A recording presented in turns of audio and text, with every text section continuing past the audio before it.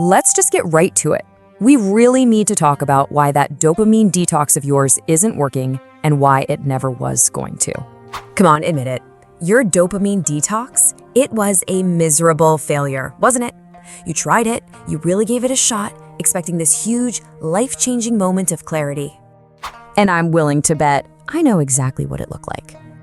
So you did the whole routine, right? You deleted Instagram. You turned your beautiful, vibrant phone into a sad, gray brick. Maybe you even went all out and bought one of those timed lock boxes, convinced that this time it was gonna stick. But what actually happened? Instead of finding some kind of monk-like focus, you were just sitting there, sitting on the couch, literally vibrating with anxiety, thinking about every single notification, every email, every message you were missing out on. It wasn't peaceful, it was torture. And here's the thing. The reason it felt so awful is because you were putting all your energy into fighting the completely wrong battle. See, the whole idea of a dopamine detox is about controlling your environment. It's like trying to go on a diet by just hiding all the junk food in your house. It never works, does it? Because the problem isn't the junk food in the cupboard, it's the craving inside you. You're not fixing the craving, you're just starving it. And that's the absolute key right there. Taking away the screens doesn't actually fix anything.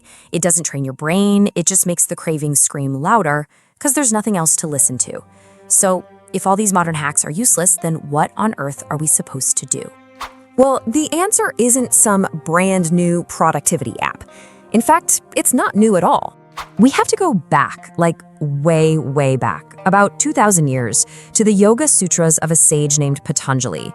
He basically created a map of the human mind.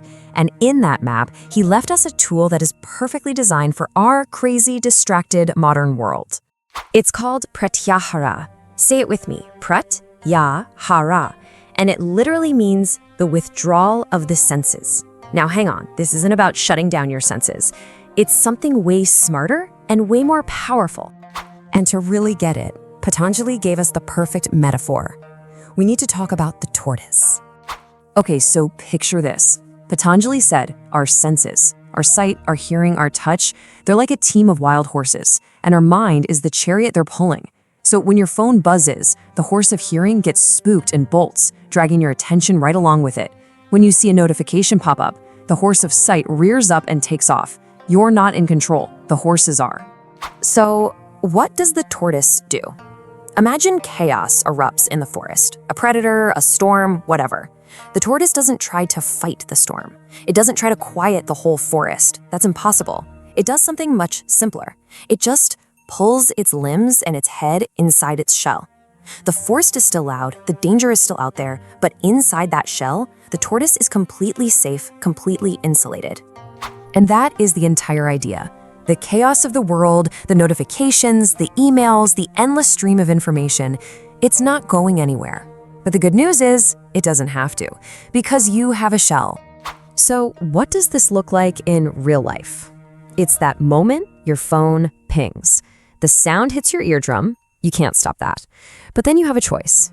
Pratyahara is the practice of choosing not to let your mind, that wild horse, follow the sound.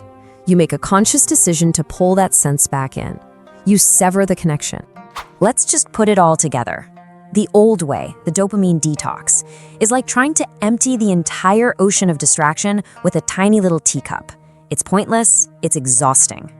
Pratyahara, the new way, isn't about emptying the ocean at all. It's about building a submarine. So you can dive deep, navigate through all the pressure and noise, and stay perfectly calm and in control inside. And when you realize that, everything shifts. You can stop wishing for the world to get quieter, because let's be honest, that's never gonna happen. Instead, you can start working on the one thing you can control, building an impenetrable mind. A mind that has the power to look a distraction right in the eye and completely ignore it. That is real focus. So the next time you feel your focus just shattering, don't blame the world, don't fight the forest. Just pause for a second and ask yourself a question.